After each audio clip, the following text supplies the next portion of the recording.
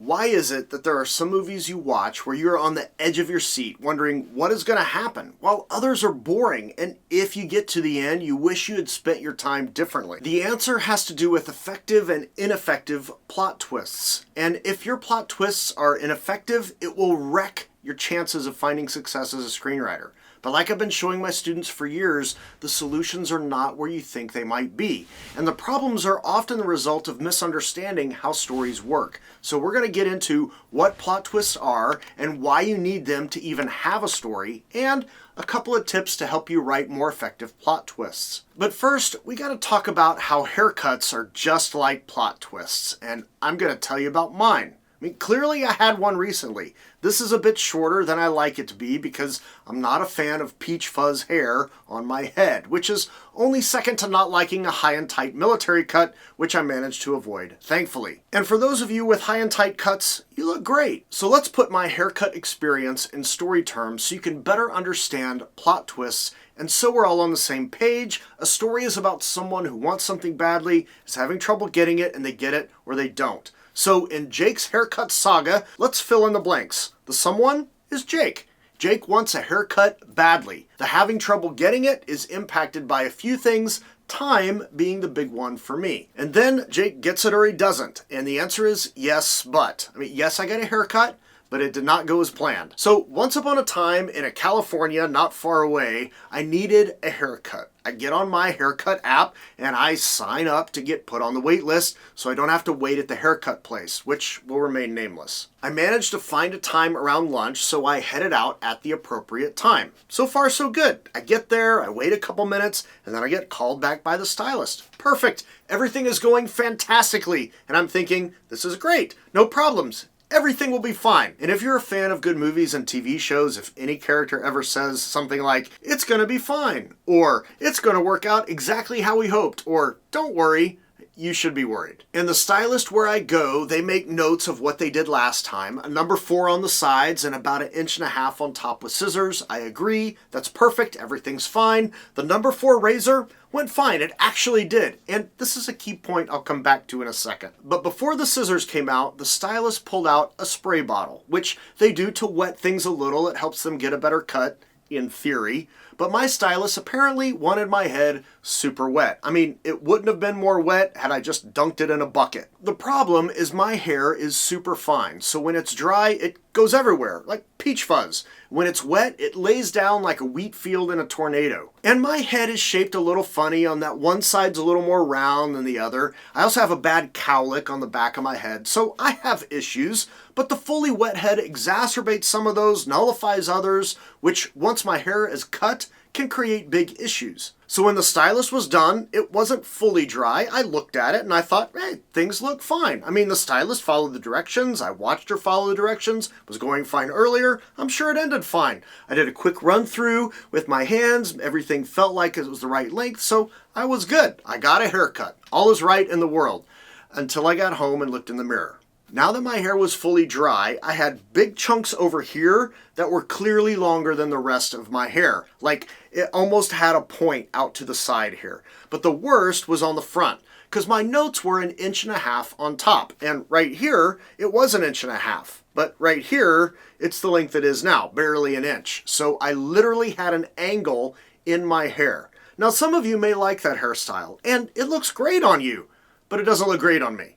So I have points and angles after haircut that's not supposed to have points and angles. Let's say I was not too happy, because now I have to carve out more time and go back to the stylist to have her try to salvage the mess. So I get back on my app, I get back on the wait list, I go back to the stylist when it's my time, I walk in, and she recognizes me and I can see on her face, why are you here? I just saw you.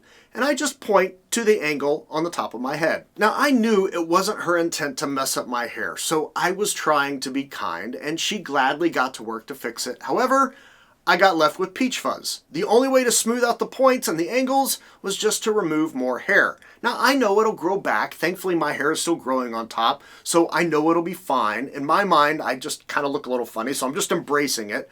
But here's why all this matters for twists and reversals because they work exactly the same way. In every reversal or twist, the protagonist gets some piece of what they were looking for. It seemed like things were going well. The number 4 Clippers did their thing. Scissors got pulled out. It seems perfectly fine, but it doesn't end up exactly how the protagonist wants. So in my case, I did 100% get a haircut. It happened. My hair is shorter. It's not curling over my ears. So yes, I got exactly what I wanted. But I also didn't get what I wanted. It didn't go exactly the way I had hoped it would go. So for you to have a reversal or a twist, they're basically the same thing, you need the following: an expectation of the process, an expectation of the outcome, and an unexpected result. And the unexpected result forces the protagonist to alter their plans, to do something different going forward. Basically, they have to scrap their plans and they're sent on a new path. My new path, I had to go back to the stylist and do it again, and then I'm left with this. Another way to think about it is to consider the path the protagonist is on to begin with. In my case, I was going to get a haircut. It was gonna happen. The what of what was gonna happen was never in question. A haircut, that was happening. But what made the reversal, the twist, was not what happened, but how it happened. And that's the other key element of reversals and twists that you have to remember. Obi-Wan and Anakin, they're gonna fight. Okay, that's not in question. The Avengers are gonna fight Thanos. That's never in question. Mark Watney is gonna get off of Mars. That's never in question. The issue is how. And what happens at key moments that send the characters in new directions they didn't anticipate having to go. Neither Obi-Wan or Anakin would have ever dreamed they were going to be trying to kill each other. But as events unfolded and things went in new directions, they began to realize what was coming. And even they didn't know how it was going to happen. And this is the secret sauce of making your stories unpredictable. Writers tend to focus on the what and try to keep what is going to happen a mystery. And sometimes that works, but audiences are smart. They pretty much know what is going to happen. I mean, they saw the trailer, they read the synopsis, they know what the movie title is, but they keep watching for 2 reasons. 1, they care about what happens to the character, and 2, they are curious as to how things are going to unfold. And when it comes to story structure, you must have reversals and twists because they are integral parts of what make a story a story. The reversals and twists are part of what gives the protagonist trouble in getting what they're after. So if we look at a rough story structure, and by the way, I'm not going to do a deep dive on this. If you want the deep dive, there's a link to my book on story structure below where I go into much more detail than I'm going to do here. But looking at how stories work, there are a few key moments where reversals and twists are important. In Act 1, it's the inciting incident, the thing that disrupts the protagonist's status quo life. It is by nature a reversal, a twist. They had an expectation of the process of what they were doing, their normal everyday life. They had an expectation of the outcome of it, but the result was unexpected, and now they're presented with some options. In Act 2, there are several reversals and twists required. In story structure terms, they're known as pinch 1, midpoint, pinch 2, and the culmination. And each of these are moments that, again, the character has an expectation of the process, an expectation of the outcome, and things don't go exactly the way they had hoped, which sends them in a new direction. Let me quickly break down the big reversals and twists in The Martian, and then I'll give you a couple of tips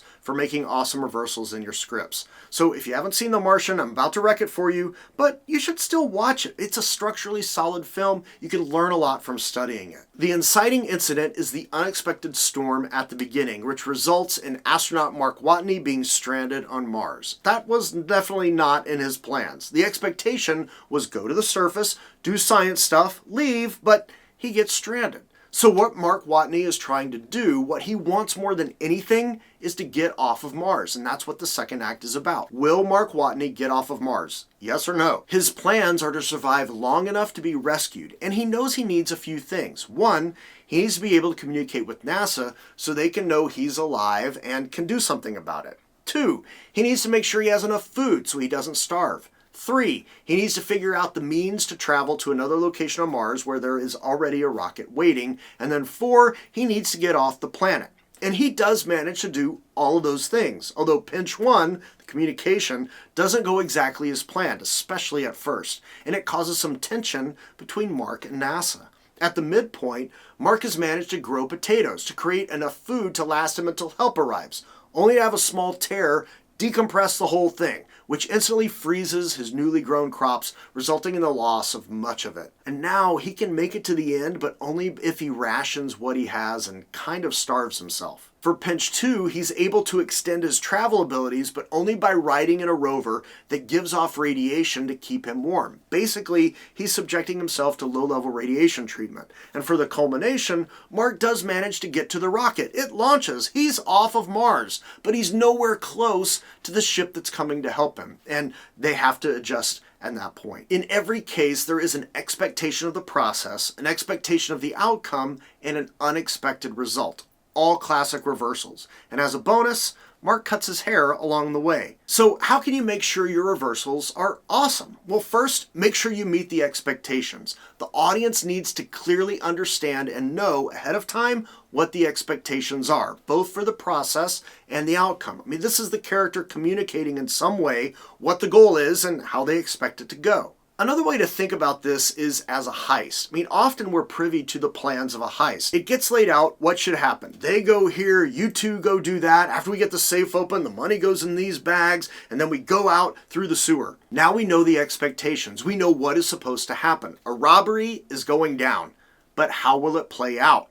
That's where the reversal comes. And all you have to do is modify something of the plans so the result is unexpected. You might change a little thing, or maybe a big thing. I mean, maybe the safe just takes a little longer to get into, but they managed to get out in time. Or maybe the sewer's been filled in with cement and is now defunct, so they have to, on the spot, figure a new way out. Or maybe the cops show up during the robbery and it just throws everything off. It doesn't matter what option you choose, but you must meet the expectations and communicate them before the thing in some way, and then give an unexpected result. Again, the what is happening. It's how that matters. One other way to have an awesome reversal is to raise the stakes when it happens. So if a character wants something, answer this. What's the worst thing that can happen to them if they get it? I mean, short of killing off your protagonist in the midpoint, which you should not do, what's the worst that can happen if they get what they want? I mean, there's nothing worse in real life, your everyday normal life, than thinking you are going in the right direction only to get there and realize you've been going in the exact opposite direction than what you should have been doing. And maybe it's like you as a screenwriter. You are pursuing the craft, watching this video to get better at a story skill, and that's great. But for how long will you go on the same path and not get where you're going? Or worse, realize you've been going in the wrong direction because you're trying to learn this craft on your own. I mean, that's what I did for a long time. I went my own way. I tried to learn it myself, and I was doing what I thought was right. I had an expectation of a process. I had an expectation of the outcome, but after several years of nothing, I realized the result was unexpected and not what I wanted. So I had to change tactics and find mentors and people to learn from to get to where I was going. And you want to put your protagonist in the same position. Maybe they get what they want. Maybe they don't. Honestly, the exact answer doesn't matter as long as they get it or they don't. But what you need to do is, in that moment, raise the stakes for the protagonist. Make it worse for them if they keep going in the same direction. Force them to change or reverse course. And when you do that, it makes the reversal, the twist, organic to the story and extremely powerful. And that is a reversal and a twist worth having. And you must have solid twists and reversals. If you don't, your story is broken. And that's a critical mistake. But not having great twists is only one mistake you can make as a screenwriter. And I don't want you to make the same ones I made. I mean, if you're going to make mistakes, at least be creative. And in this video here, I go over one of the worst mistakes you can make as a screenwriter. And it doesn't have anything to do with writing. It has to do with who you are and how you approach the craft. So be wise. Choose a better path than I did. I mean, maybe it's time for your own reversal, your own plot twists. If I can help, there are links below, so just let me know.